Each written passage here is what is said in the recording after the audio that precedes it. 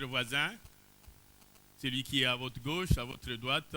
Dites-lui shalom, que la paix du Seigneur soit avec nous et que cette même paix soit avec tous les bien-aimés qui nous suivent à travers le média, le net et toute la nouvelle technologie de l'information, de la communication. Et je sais que Dieu va nous faire du bien. Et si vous voulez suivre nos programmes, être toujours branchés, allez sur YouTube, cherchez Verbe Divin TV et vous pourrez vous abonner et aussi cliquer sur la cloche qui s'affiche. Vous aurez des alertes chaque fois qu'il y aura un message. Gloire soit rendue à notre Seigneur. Dieu a fait pour nous un jour nouveau, un jour merveilleux, un jour de bénédiction, un jour de joie, un jour de salut. Alléluia. Nous avons commencé il y a quelques jours un enseignement avec comme thème Seigneur, dit une seule parole, dit un seul mot. Et mon serviteur sera guéri. Nous l'avions tiré de l'évangile selon Matthieu dans le 8e chapitre, le 8e verset, où les centeniers qui étaient de la cohorte romaine qui pria ces jours Christ d'aller guérir son serviteur qui était malade lorsque Christ s'apprêtait à se déplacer, et les centeniers avaient réagi en disant Seigneur, je ne suis pas digne que tu entres chez moi. Dis une seule parole, dis un seul mot et mon serviteur sera guéri. Il avait reconnu en Christ cette capacité, ce pouvoir de dire un mot, de déclarer, d'ordonner et que la chose arrive. Nous avions en son temps posé la pierre d'assise qui était notre fondement. Dans la première partie, nous avions vu la puissance de la parole de Dieu. Et dans la deuxième que nous avions commencé lors de la séance passée, intitulée Les pouvoirs de la langue, où je l'ai déclaré et il en sera ainsi. Je l'ai dit, il en sera ainsi. Je l'ai béni, aussi sera-t-il béni. Je l'ai déclaré, je l'ai affirmé, ce que j'ai dit et scellé. En ce jour, permettez-moi de nous proposer deux textes que nous tirons dans les livres prophétiques. D'abord, le fils d'Amoth, le prophète Ésaïe. Ésaïe, le 6e chapitre, nous lirons du 1er au 7e verset. Livre du prophète Ésaïe, le 6e chapitre, du 1er au 7e verset. Et nous lirons le texte du fils de Shaphat. Nous lirons, Jérémie, le 1er chapitre, du 4e au 10e verset, pas le fils de Shaphat. Jérémie, le 1er chapitre, du 4e au 10e verset. J'aimerais que nous lisions le premier texte du prophète Ésaïe. La Bible dit l'année de la mort du roi Osias. J'ai vu le Seigneur assis sur un trône très élevé, et les pans de sa robe remplissaient le temple. Ésaïe chapitre 6. Le deuxième verset, la Bible dit, des séraphins se tenaient au-dessus de lui. Ils avaient chacun 6 ailes, 2 dont ils se couvraient la face, 2 dont ils se couvraient le pied, et 2 dont ils se servaient pour voler. Sur cette croix, ils criaient l'un à l'autre, disant, Saint, Saint, Saint est l'Éternel des armées. Toute la terre est pleine de sa gloire. Les portes furent ébranlées dans leur fondement par la voix qui retentissait, et la maison s'est remplie de fumée. Verset 5. Alors j'ai dit, malheur à moi, je suis perdu, car je suis un homme dont les lèvres sont impures. J'habite au milieu d'un peuple dont les lèvres sont impures. Et mes yeux ont vu le roi, l'Éternel des armées. Mais l'un des séraphins vola vers moi, tenant à la main une pierre ardente qu'il avait prise sur l'autel avec de pincettes. Verset 7. Il en toucha ma bouche et dit, ceci a touché tes lèvres. Ton iniquité est enlevée et ton péché est expié. Jérémie, le 1er chapitre, à partir du 4e verset. Jérémie, le 1er chapitre, à partir du 4e verset, la Bible dit, la parole de l'Éternel me fut adressé en ces mots. Avant que je t'eusse formé dans les ventres de ta mère, je te connaissais. Avant que tu fusses sorti de son sein, je t'avais consacré, je t'avais établi prophète des nations. J'ai répondu, ah Seigneur éternel, voici je ne sais point parler car je suis un enfant. Et l'Éternel me dit, ne dis pas je suis un enfant, car tu iras vers tous ceux auprès de qui je t'enverrai. Tu diras ce que je t'ordonnerai.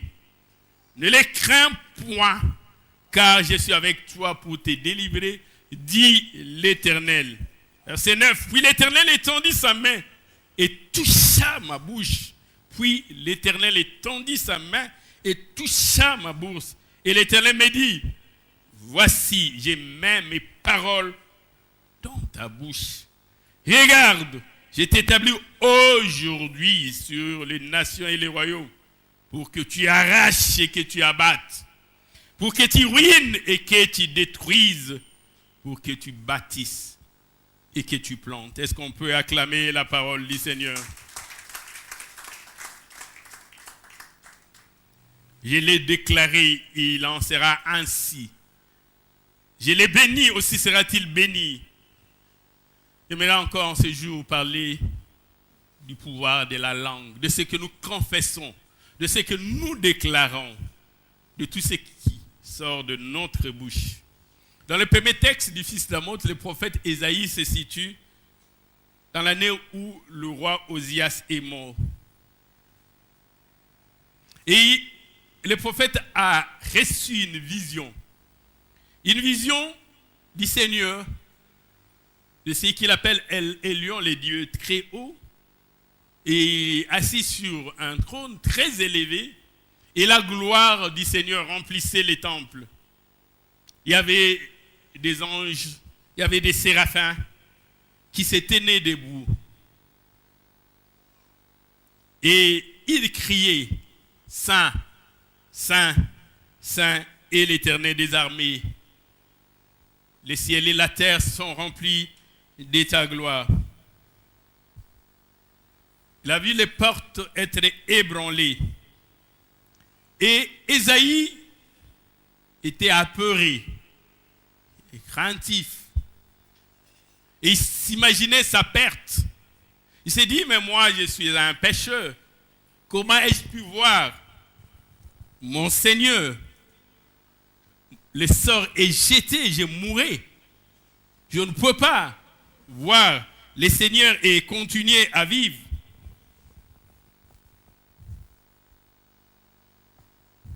Et il était en train, comme quelqu'un qui exprimait ses dernières volontés ou ses dernières paroles, pensant que c'était sa fin.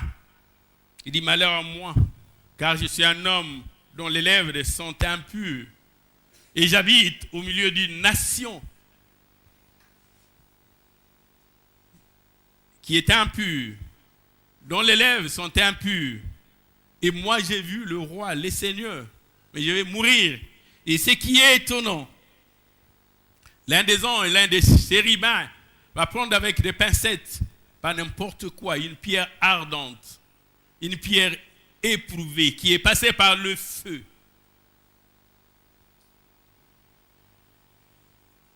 Et il va choisir une partie du corps d'Élisée. Vous pouvez toucher son cœur pour dire c'est là le siège de ses mauvaises résolutions, ou toucher son cerveau, ou toucher ses mains, ou toucher ses pieds. Le chérubin toucha la bouche du prophète. Il a choisi de toucher la bouche parce qu'il savait que de la bouche sortent toutes choses, toutes sortes de confessions, toutes sortes de déclarations, des malédictions comme des bénédictions. Il toucha ma bouche. Et la similitude avec les textes de Jérémie. Jérémie, lorsqu'il reçoit l'appel, dit Seigneur, l'Éternel lui dit, je t'avais établi prophète, pas à partir de ta naissance, à partir du jour où tu es venu au monde, avant même que tu n'aies été conçu. Donc tu ne peux pas dire que tu es un enfant. Jérémie voudrait dire, je n'ai aucune expérience, je ne sais pas parler. La similitude avec les textes du prophète Ésaïe, c'est que Jérémie qui disait, je ne sais pas parler, mais l'Éternel étendit sa main et toucha la bouche, comme pour le prophète Ésaïe. Il toucha ma bouche. Pourquoi c'est si important à ce point-là de toucher la bouche? Nous voulons parler du pouvoir de la parole, le pouvoir de l'expression, le pouvoir de nos déclarations, de ce que nous confessons, de ce que nous déclarons.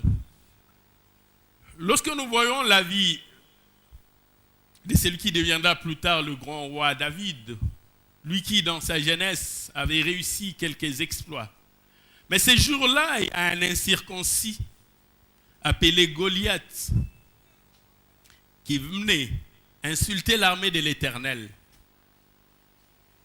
Et quand vous lisez ces textes, vous allez comprendre que Goliath avait déjà obtenu une première victoire avant même le combat. Il confessait des choses, il déclarait. Et les enfants d'Israël avaient peur en écoutant les déclarations de Goliath. En le voyant s'avancer, il n'avait, après 40 jours, combattu personne. Il n'avait vaincu personne. Mais il les avait tous vaincus par une simple déclaration. Il disait, qui d'entre vous est capable de sortir de rang et de venir me combattre? Et tous reculaient. Il disait, avez-vous vu ces géants?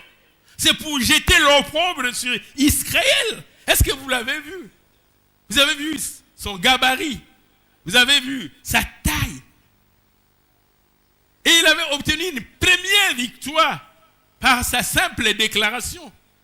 En disant, il y en aura. Est-ce qu'il y a un rapport à ce que Goliath déclarait et confessait? Lorsque nous lisons 1 Samuel chapitre 17, dans le 32e verset, David dit que personne ne se décourage à cause de ces Philistins. Mais ces Philistins n'ont encore vaincu personne, mais il avait vaincu toute l'armée d'Israël à cause des déclarations. Il dit, je suis capable de vous vaincre tous. Et ils avaient peur. Personne n'osait lever les petits doigts.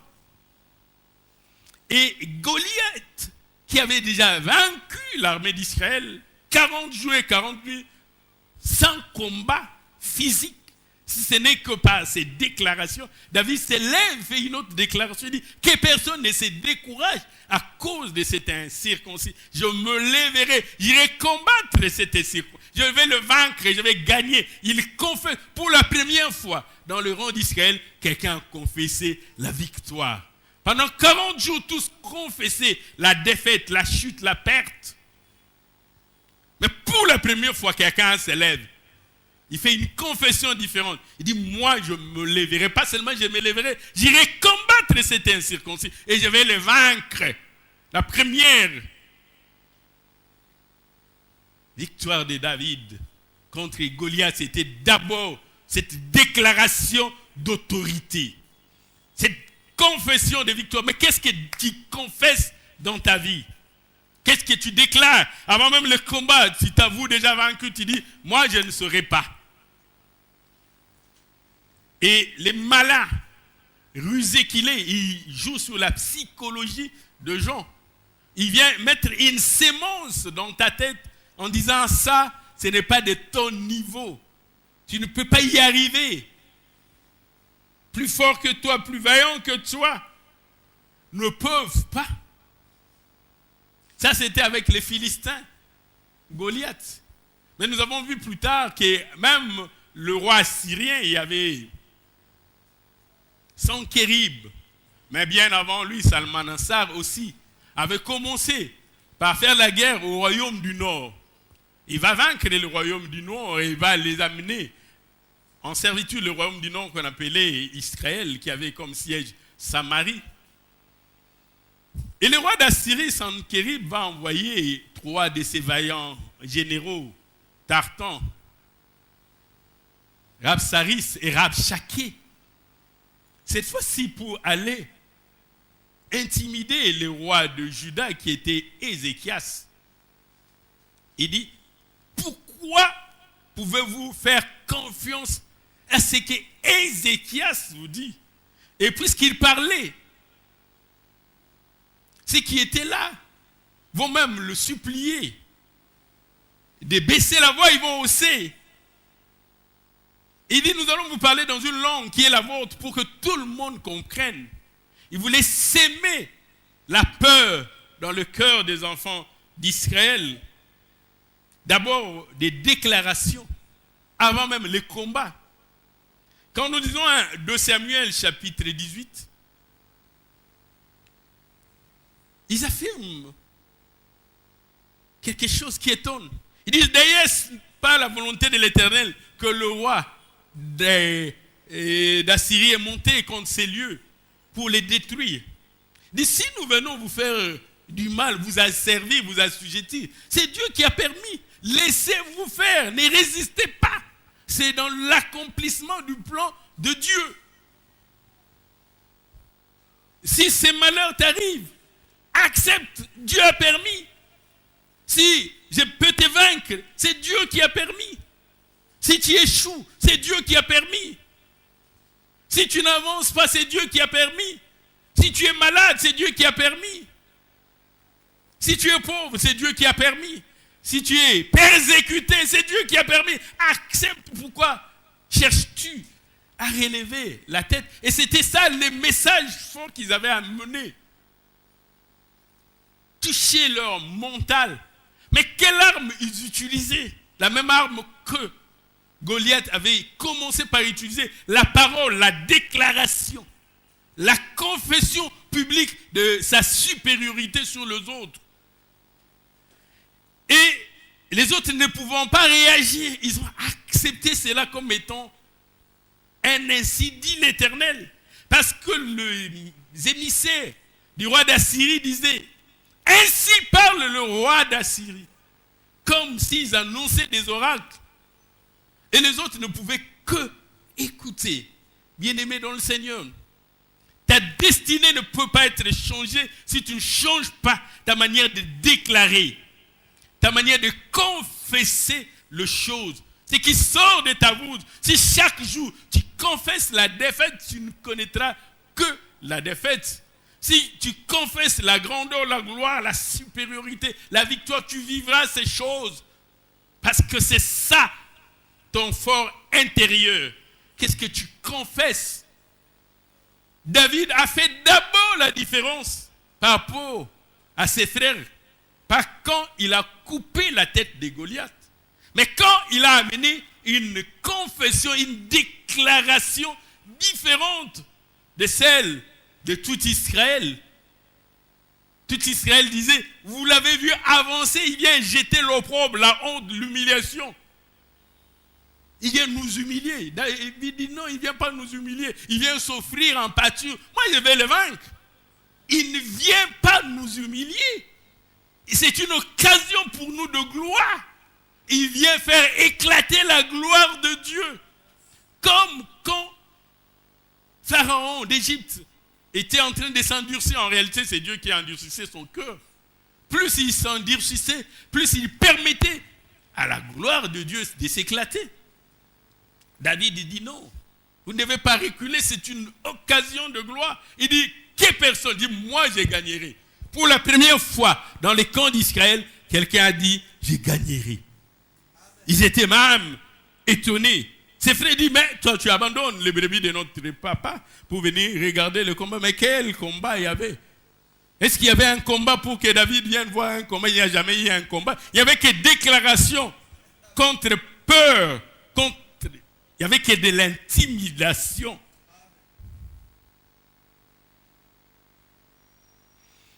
Et voici ce que le roi d'Assyrie va faire dire à Ézéchias dans 2 Rois chapitre 18. Le verset 30 dit qu'Ézéchias ne vous amène point à vous confier à l'Éternel en disant, l'Éternel nous délivrera. 2 Rois chapitre 18 verset 30.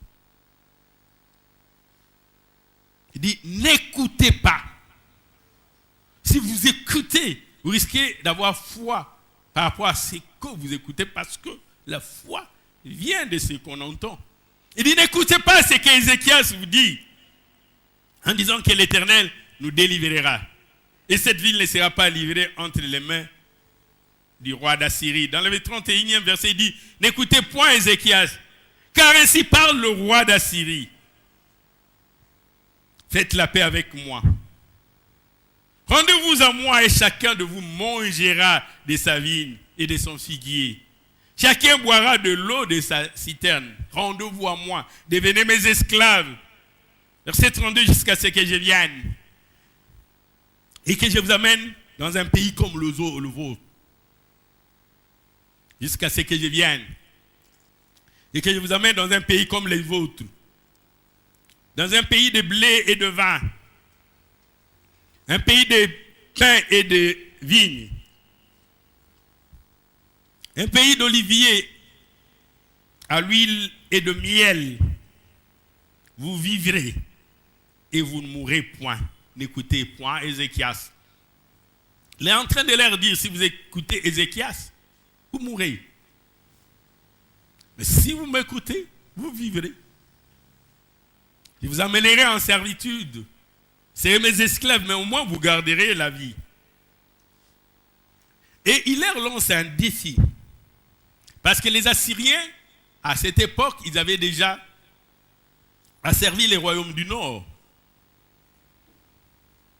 Et Ézéchias était roi des Juda. Juda qui avait comme siège Jérusalem. Et les Assyriens avaient eu à assujettir beaucoup de nations païennes. Et les rois d'Assyrie disent, mais vous pensez que les nations que nous avons eu à servir n'avaient pas de Dieu? Ils avaient aussi leur Dieu. Mais qu'est-ce que leurs dieux ont fait? Amener d'abord les découragements. Il dit dans le verset 30, où sont le dieu d'Amath et les dieux d'Arpad? Où sont-ils? Où sont les dieux de Shepharvaïm, les dieux d'Énan et les dieux d'Iva? Ont-ils délivré Samarie de ma main? Est-ce qu'ils ont pu délivrer Samarie? Il est en train de faire des déclarations. Et c'est comme ça qu'agissent le monde des ténèbres. Dis-toi, tu es le Benjamin de ta famille. Rappelle-toi ce que nous avions fait à tes aînés. Il y avait beaucoup d'années dans la foi. Mais qu'est-ce qu'on a fait d'eux? Et toi, tu penses que tu peux résister? Où sont les dieux de Shepharvaïm, les dieux d'Énan et les dieux d'Iva? Ont-ils pu délivrer Samarie de ma main? Parmi tous les dieux de ces pays, quels sont ceux qui ont délivré leur pays de ma main? Et la stratégie du roi d'Assyrie, c'était de mettre Elohim au même rang que le petit Dieu fait de main d'homme. Les dieux d'Iva, les dieux d'Énan, de Shepharvaïm.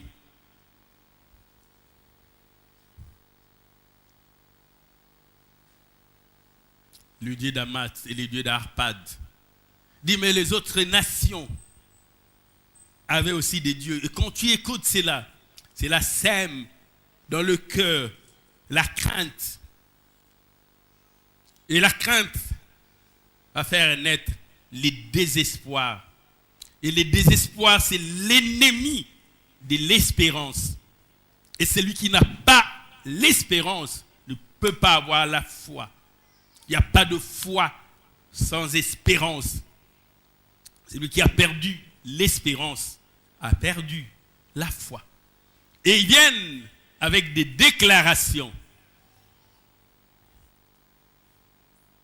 pour s'aimer les doutes. Les doutes, c'est l'incrédulité. Et l'incrédule n'a pas de foi. Et donc, il n'a pas Dieu. Mais pourquoi seulement à la bouche? Où est l'importance de ce que nous confessons? J'aime beaucoup ce que dit le prophète Ésaïe dans Ésaïe chapitre 50.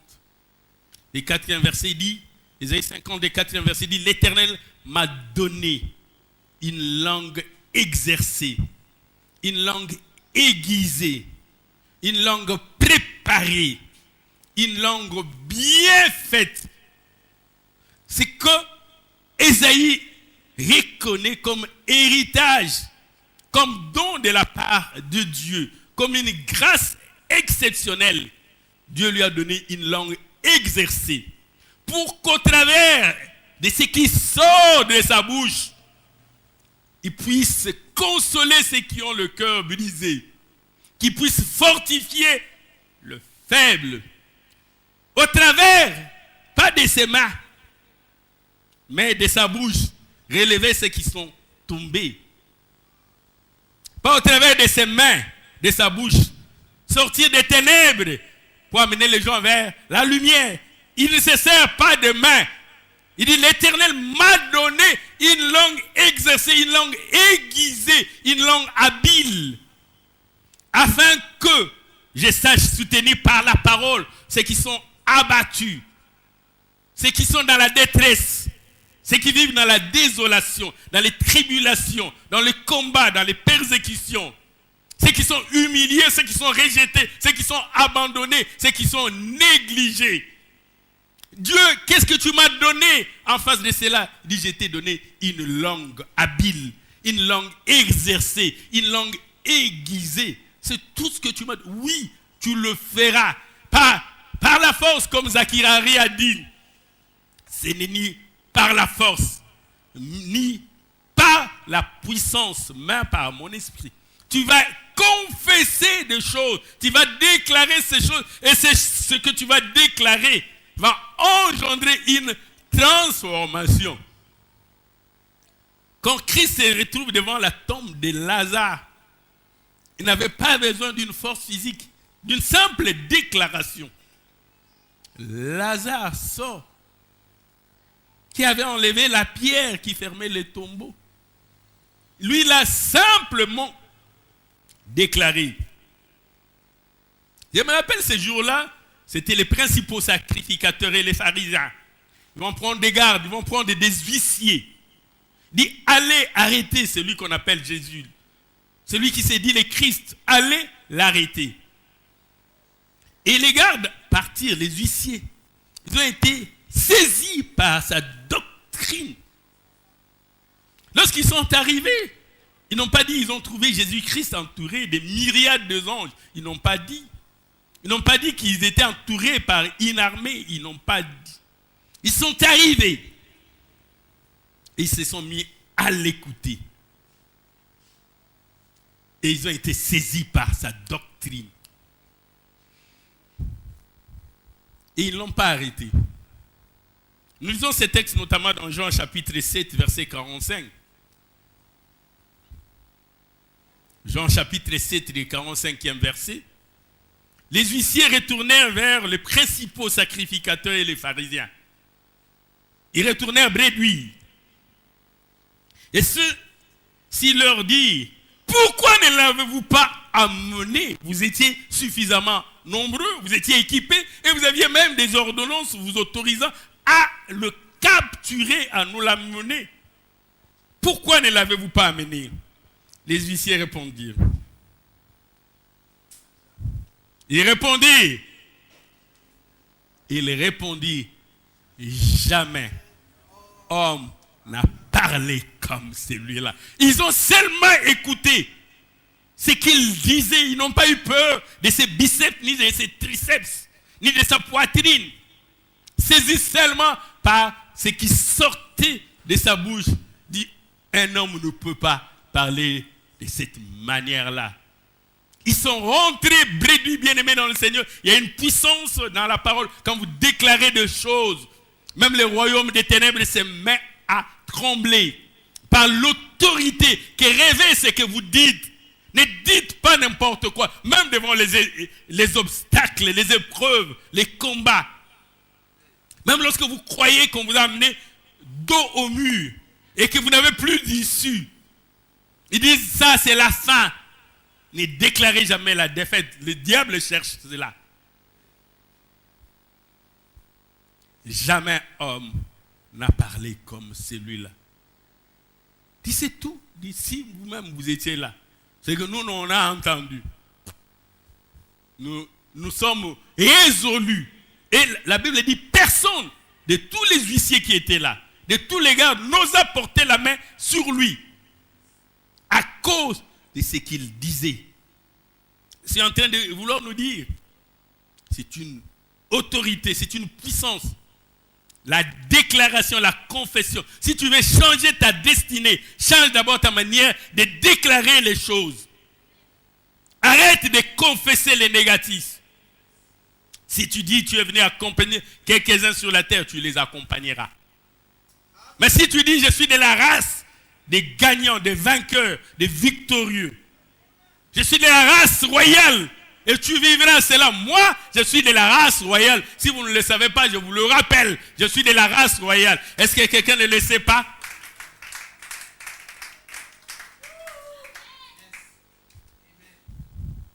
Si il y a quelqu'un qui ne le sait pas, je le lui rappelle. Je suis de la race royale. Tout dépend de ce que tu déclares. Même les savants, ceux qui ont inventé des choses, ils ont commencé par déclarer des grandes choses, dit, j'atteindrai la lune. Je volerai comme un oiseau. Quand les autres ne comprenaient pas, les visionnaires lui comprennent avant. Dans le texte que nous avons lu de Jérémie, nous pouvons comprendre que ce que Dieu demande à Jérémie, il le fera par la bouche. Parce que sinon, il allait dire, Seigneur, tu n'as pas terminé le travail, tu n'as touché que ma bouche. Mais tu me demandes d'arracher. Je vais arracher avec la bouche ou avec mes mains. Je vais arracher comment? Tu me demandes d'arracher. Tu me demandes d'arracher, mais tu touches ma bouche. Seigneur, reviens, touche mes mains. Seigneur, tu t'es trompé. Tu me demandes d'arracher et d'abattre. Et tu viens toucher ma bouche. Tu aurais dû toucher mes mains.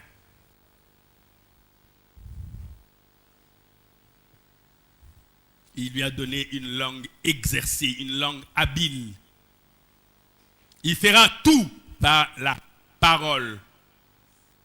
Lorsque Christ avait maudit ses figuiers, il n'avait pas pris les figuiers là étouffés avec ses mains et les figuiers avaient séché. Il n'a pas commencé à déraciner les figuiers pour que les figuiers restent sans racines, pour que les figuiers puissent sécher. Il a fait une déclaration, il dit, plus jamais fruit ne naîtra de toi. Et la Bible dit, à l'instant, le figuier sécha. Et Dieu préféra toucher la bouche du prophète Jérémie. L'apôtre Paul, dans sa deuxième lettre aux Corinthiens, le 12e chapitre, 2 Corinthiens chapitre 10, à partir du 4e verset, il dévoile clairement les armes que nous utilisons pour combattre l'ennemi. 2 Corinthiens chapitre 10, à partir du 4e verset, il dit, les armes avec lesquelles nous combattons ne sont pas charnelles. Si ces armes étaient charnelles, Dieu, on allait dire, révèle-nous d'une force physique, touche nos mains, touche nos mollets, que nous sachions tenir ferme et de manière inébranlable. Lorsqu'il aura les vents violents et impétueux, que nous puissions tenir de manière ferme. Mais il dit, les armes avec lesquelles nous combattons ne sont pas charnelles. Ce n'est pas parce qu'elles ne sont pas charnelles qu'elles ne sont pas puissantes. L'apôtre Paul dit aux Corinthiens, il dit, elles ne sont pas charnelles, mais elles sont puissantes. C'est-à-dire que la force n'est pas physique. Ce n'est pas par la bravoure de ta main. Les armes avec lesquelles nous combattons ne sont pas charnelles, mais elles sont puissantes. Quelqu'un peut dire elles sont puissantes. Quelqu'un peut dire plus fort qu'elles sont puissantes. Elles sont puissantes par la vertu de Dieu. C'est Dieu qui fait que les armes avec lesquelles nous combattons soient puissantes. Il dit avec ces armes, nous renversons de raisonnement. La première des choses à renverser, c'est les raisonnements. C'est ainsi que lorsque David vient, il renverse d'abord le raisonnement, la manière de voir, de percevoir les choses. Nous renversons les raisonnements, mais pas avec des armes charnelles. Les armes avec lesquelles nous combattons sont puissantes. Elles ne sont pas charnelles. Est-ce qu'il y a quelqu'un qui me comprend? Est-ce qu'il y a quelqu'un qui me comprend? Est-ce qu'il y a quelqu'un qui me suit en ces lieux? Il dit, nous renversons des forteresses. Dieu t'a établi pour arracher et abattre. Il dit, mais nous renversons des forteresses. Des forteresses. Peut-être que quelqu'un ne sait pas qu'il a déjà renversé des forteresses. Lui, il cherchait à avoir une muraille comme la muraille de Jéricho. Pour qu'il accepte qu'il a renversé des forteresses. Il dit, les armes avec lesquelles nous combattons ne sont pas charnelles, mais elles sont puissantes par la vertu de Dieu. Nous renversons des forteresses, bien-aimés dans le Seigneur. Dieu t'a établi pour renverser des forteresses. Lorsqu'il dit tu arraches et que tu abattes, des forteresses vont être renversées. Si tu le crois, bien-aimé dans le Seigneur, tu vas renverser de forteresses. Mais y a-t-il quelqu'un qui croit en cette parole? Y a-t-il quelqu'un qui croit en cette écriture? Y a-t-il quelqu'un qui croit que Dieu est capable de le faire? Il dit, nous renversons les raisonnements et tout auteur qui s'élève contre la connaissance de Dieu. Et nous amenons toute pensée captive. Toute pensée captive à l'obéissance. Il dit, je t'ai établi afin que tu puisses arracher et que tu puisses abattre. Tu n'as pas besoin de faire la haltérophilie, ni la culture physique. Non, tu n'as pas besoin d'avoir une grosse poitrine. Parce que les armes avec lesquelles nous combattons, elles ne sont pas charnelles. Elles sont spirituelles. Mais elles sont puissantes par la vertu de Dieu. Et nous renversons les forteresses avec nos déclarations. Bien-aimé, tu déclares et des forteresses se renversent.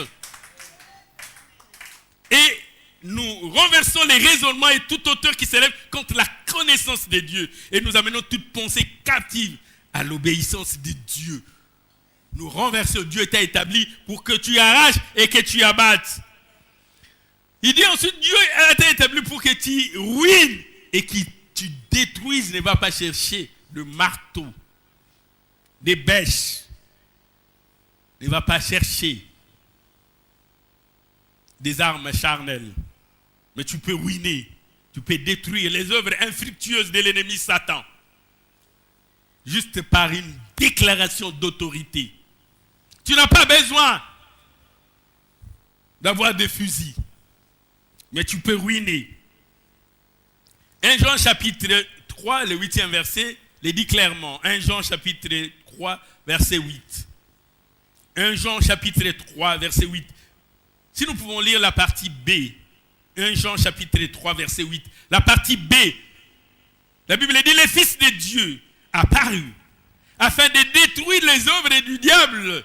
Dieu t'a établi pour détruire les œuvres. L'Éternel m'a donné une langue exercée, une langue aiguisée, une langue préparée, une langue très habile. Et c'est ce que Dieu t'a donné, aussi bien dans la vision d'Ésaïe que dans la vision de Jérémie. Il touche la bouche. Et lorsque nous lisons ce qui paraît comme étant un ordre de démission de Jésus-Christ à ses disciples, cette recommandation ultime que nous retrouvons dans Marc, le 16e chapitre, le 17e verset, vous allez voir, Christ commence par les déclarations avant penser à ce qui est physique. Il dit, voici les miracles qui accompagneront ceux qui auront cru. Il aurait pu commencer par dire, ils saisiront les serpents. Il aurait pu commencer par dire, même s'ils boivent quelques breuvages mortels, cela ne leur fera point du mal. Il ne commence pas par cela. Il commence par une dimension qui n'est attachée qu'à la langue par la puissance de la parole. Il dit, ils chasseront le démon. Le plus important, c'est ce que tu vas confesser de ta bouche. Ils chasseront les démons. Ils donnent une autorité supérieure, une primauté, une priorité à ce que tu vas déclarer. Il dit, ils parleront de nouvelles langues. Et le reste ne devient que comme étant l'accessoire qui suit le principal. Ceux qui auront cru en mon nom, ils vont déloger les démons. Ils donneront l'ordre aux démons et les démons vont s'exécuter. Ils ordonneront aux satanistes, à ceux qui pratiquent les sciences occultes, à ceux qui descendent dans les marécages, dans des savanes, dans des forêts, dans les eaux profondes, à ceux qui invoquent le mort, ils ordonneront et ils vont exécuter. Ils peuvent faire leurs incantations, leurs formules. Mais toi, tu viendras seulement avec la langue, tu vas ordonner à mon nom. Ils chasseront les démons. Ils donnent une primauté à la parole. Ils parleront de nouvelles langues. Ils parlent plus de choses qui ne sont pas physiques. Mais pour que les gens comprennent, il dit, je vais ajouter une dimension de choses que vous voyez. Il dit, oui, vous pouvez saisir les serpents, vous pouvez voir les breuvages mortels. Mais le plus important, c'est votre confession. Je suis en train de dire à quelqu'un, ta destinée, même ta situation actuelle, dépend de ce que tu confesses, de ce que tu déclares. Si tu déclares de grandes choses, tu vivras de grandes choses. Si tu déclares de petites choses, tu vivras de petites choses. Parce que cela aussi est l'expression de ta foi. Quand tu aspires à des petites choses, tu vas déclarer de petites choses et tu vivras de petites choses. Les miracles qui accompagneront. Ensuite, ils disent, pour que tu bâtisses et que tu plantes, il nous a tous établis comme des semeurs pour planter, pour bâtir.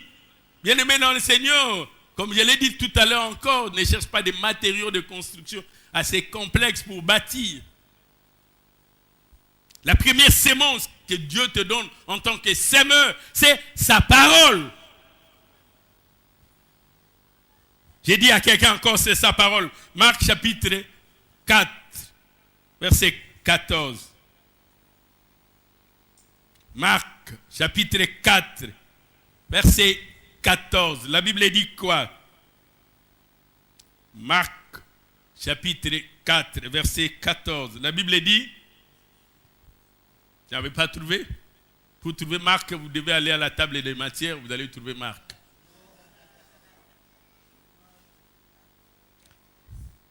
Les semeurs sèment la parole. La première sémence que Dieu t'a donnée, c'est que tu vas s'aimer dans le cœur des hommes. C'est d'abord la parole. Ce qui va transformer les vies de gens, c'est d'abord la parole. Ce qui va changer leur manière de voir le monde et d'apprécier les événements, c'est d'abord la parole.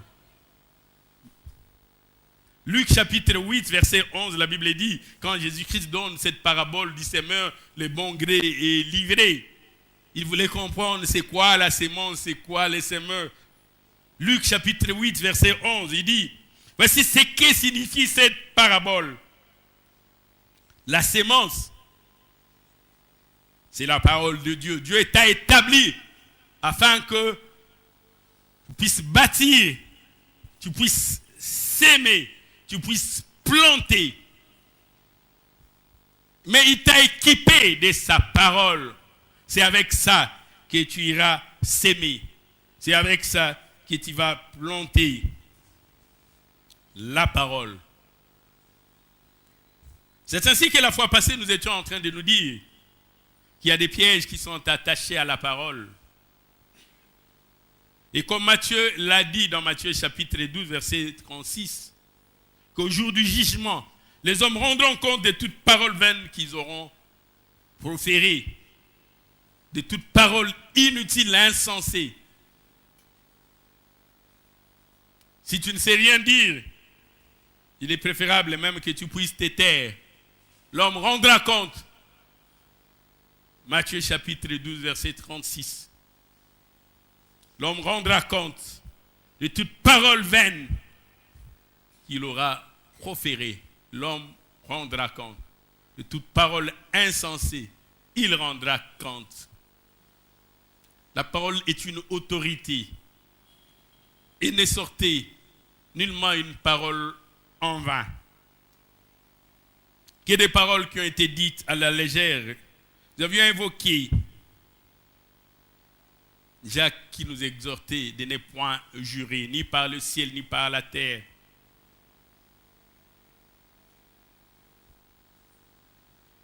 Deuxièmement, nous avons parlé des promesses non réfléchies. Comme l'avait fait ces jours-là, Jephthé dans Juge chapitre 11, verset 30. La Bible dit, Jephthé fit un vœu à l'Éternel et dit, si tu livres entre mes ennemis, entre mes mains, pardon, les fils d'Ammon, quiconque, celui qui sortira des portes de ma maison au devant moi, au retour de ma victoire, celui qui sortira, sera consacré à l'Éternel. Et dit, je l'offrirai en holocauste. Il a bien dit quiconque, c'est lui. Il n'a pas parlé des cafards ni des mouches. Une promesse. Troisième piège, nous étions en train de parler des paroles présomptueuses, remplies d'orgueil, de suffisance. Nous rappelons encore le roi Nebuchadnezzar à ces jours-là, quand il s'est promené sur la muraille de Babylone. Il prit parole dans Daniel chapitre 4, verset 30. Daniel chapitre 4, verset 30, il dit, n'est-ce pas ici Babylone la grande, que j'ai bâti, moi, comme résidence royale? Et il ajoute, par la puissance de ma force et pour la gloire de ma magnificence. Il n'y a que lui, il n'y a pas Dieu qui lui a donné la possibilité de faire quelque chose. Non, il reconnaît, je suis fort. Et j'ai fait ça pour la gloire de ma magnificence, afin de faire éclater ma royauté, ma grandeur, afin que tout le monde voit comment je suis puissant,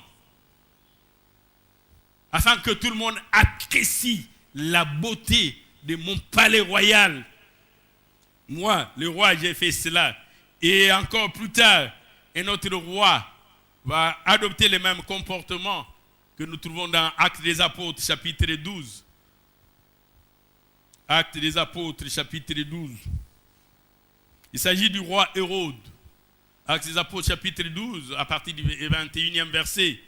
La Bible dit, à un jour fixé, le roi Hérode, revêtu de ses habits royaux. Et ce n'était pas n'importe quels habits que le roi portait.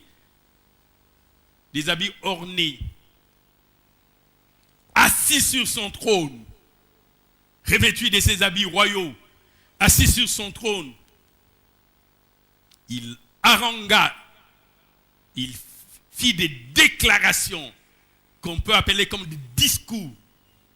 Il parla au peuple de telle manière qu'il parlait tellement bien que les gens étaient saisis par les discours du roi Hérode. Les gens étaient tombés en admiration.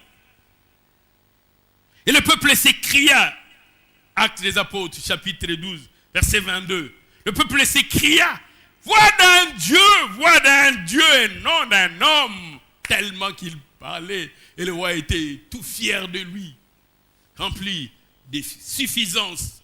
J'ai dit, voix d'un Dieu. Et le roi n'a pas voulu donner gloire à Dieu. Il s'attribua la gloire tu fais un miracle. Les gens te disent, homme de feu, fire. Ces gens-là ne savaient pas. Vous avez vu. Moi, je n'ai pas parlé. Est-ce que moi j'ai parlé? Je n'ai pas parlé. Vous-même, vous avez vu. C'est que je fais. Non, tu n'as rien fait. Tu n'es qu'un instrument. C'est celui qui se sert de toi qui fait. Je vous dis, même le plus beau ballon du monde ne peut pas faire un match. Tu peux prendre le meilleur sifflet du monde, cela ne fait pas de toi un bon arbitre. Ni la meilleure machette, un bon coupeur de bois. C'est celui qui tient la machette, qui a l'habileté. Si tu n'en as pas, tu peux trouver le meilleur filet du monde, aller au fleuve, à l'océan. Tu ne pourras même pas pêcher. Même pas pêcher les petits sambazas.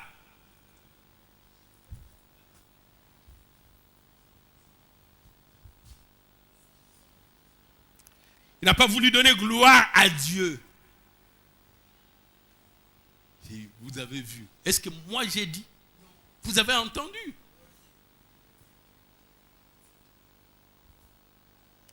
Au même instant, un ange du Seigneur les frappa, parce qu'il n'avait pas donné gloire à Dieu.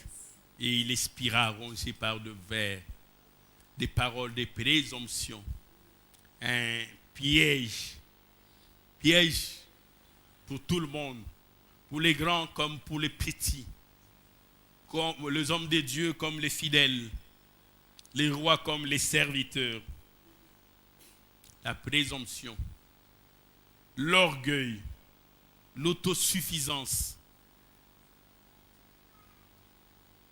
Un jour, j'ai vu un messager sortir du culte et lui-même se frottant les mains en disant: Matisse, niveau, il y a évangile, Matisse.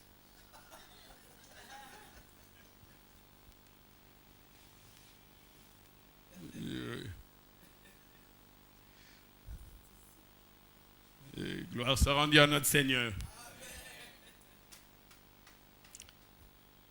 Quatrième piège, ce sont des paroles incrédules. Bien-aimé dans le Seigneur, tu ne peux pas voir la gloire de Dieu si tu es incrédule. Celui qui est incrédule n'a pas de foi. Et sans la foi, il est impossible d'être agréable à Dieu. Ces jours-là, à Samarie, l'homme de Dieu, Élisée, les fils de Shaphat, avaient annoncé l'abondance à la porte de Samarie. Les gens vivaient tellement dans la faim, dans la disette, dans le manque, que lorsqu'il a annoncé l'abondance, la chose semblait être irréalisable et même irréaliste. Nous sommes dans 2 Rois chapitre 7. 2 Rois chapitre 7. Le deuxième verset, la Bible dit: l'officier sur la main duquel s'appuyaient les rois. Les autres l'appellent l'aide de camp. Répondit à l'homme de Dieu: quand l'Éternel ferait des fenêtres au ciel, pareille chose arriverait-elle? Tu parles d'abondance. Tu vois où nous nous retrouvons? Degré en Zalezan Mboko. Il y a chômage. Et toi, tu viens nous parler. Et cet officier avait poussé l'incrédulité à un niveau que, il dit, même si c'est Dieu lui-même qui venait ouvrir des écluses, ouvrir des fenêtres, il dit, ça n'arrivera pas. Pareille chose. Même si nous voyons Dieu, nous regardons, nous le voyons ouvrir des fenêtres, ce que tu dis là n'arrivera pas. Et quel degré d'incrédulité! Sans la foi, il est impossible d'être agréable à Dieu. Bien-aimé dans le Seigneur, si tu veux que des miracles s'accomplissent dans ta vie et que tu es rempli d'incrédulité, tu empêches le miracle de s'accomplir. Sarah avait 90 ans quand la promesse s'accomplit dans sa vie. Abraham près de 100 ans.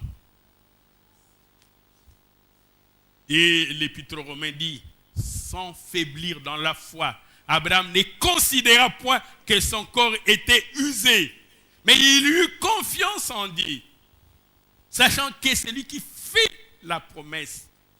Il est fidèle. Il a le pouvoir, il a le moyen, les capacités de les réaliser. Il ne douta point par incrédulité. Bien-aimés dans le Seigneur, ce qui bloque les bénédictions, ce sont les paroles incrédules, quand bien même Dieu ouvrirait les cieux. Quand bien même Dieu ressusciterait Lazare, est-ce que ce que tu dis peut se réaliser? Homme, femme incrédule, vous ne pouvez pas voir la grandeur de Dieu en vivant dans l'incrédulité. Ces jours-là encore, les sacrificateurs Zacharie, qui était de la lignée d'Abia, rendait son service selon le sort, selon son tour. Et l'ange de l'Éternel lui apparut pour lui annoncer la naissance d'un enfant. Nous sommes dans Luc, le 1er chapitre, le 11e verset. Zacharie était déjà vieux. On lui dit, ta prière a été exaucée. Moi, je suis venu faire un service. De quelle prière tu me parles? Dis non, tu auras un enfant. Moi, à cet âge-là. Et puisqu'il avait douté,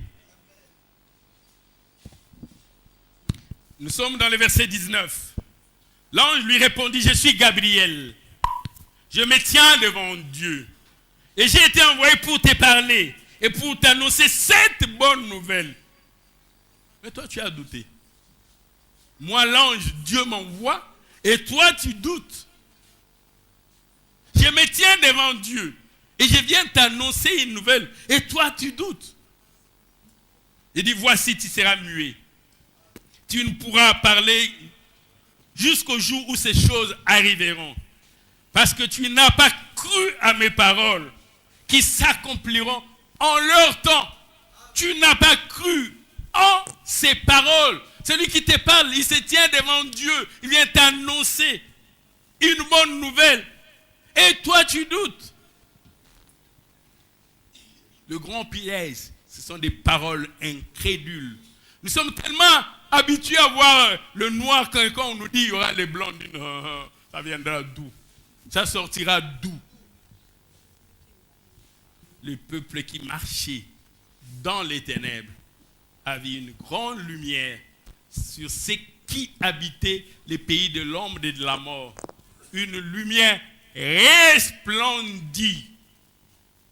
J'aime encore le dire, quelle que soit la longueur. Je suis en train de dire à quelqu'un, les ténèbres ne régneront pas toujours. Ce qui fait problème, ce sont les paroles incrédules qui sortent de toi. Ce peuple a longtemps marché dans les ténèbres. Mais les ténèbres ne régneront pas toujours.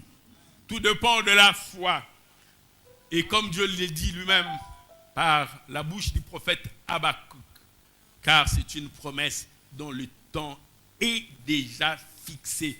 Elle marche vers son accomplissement. Elle ne mentira pas. Ne sois pas incrédule. Ne sors pas de tes bouches. Quand on te dit tu verras, tu verras. Simeon avait cette confiance en Dieu, qui ne mourrait pas sans avoir vu le jour du Seigneur. Il avait cette confiance en Dieu.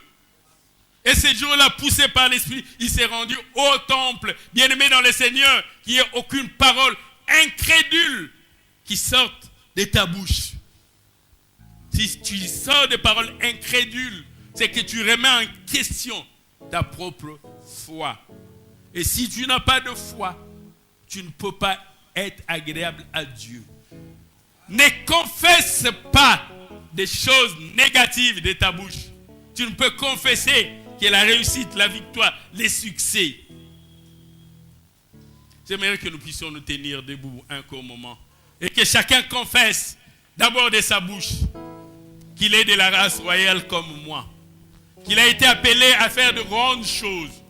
Et comme Simeon, il ne mourra pas sans avoir vu les jours du Seigneur. Confesse cela. Moi, je ne mourrai pas sans avoir vu la promesse qui m'a été donnée par l'Éternel lui-même. Je ne mourrai pas sans avoir vu s'accomplir ce que Dieu a déclaré. Moi, je suis de la race des gagnants, de la race des champions. J'aimerais que quelqu'un le déclare. Christ est mort sur la croix pour toi, pour que tu obtiennes l'élévation, la prospérité. Il n'est pas mort sur la croix afin de te maintenir dans la situation de la servitude de l'esclavage. Il est mort sur la croix pour que toi tu sois affranchi. Et alors tu dois te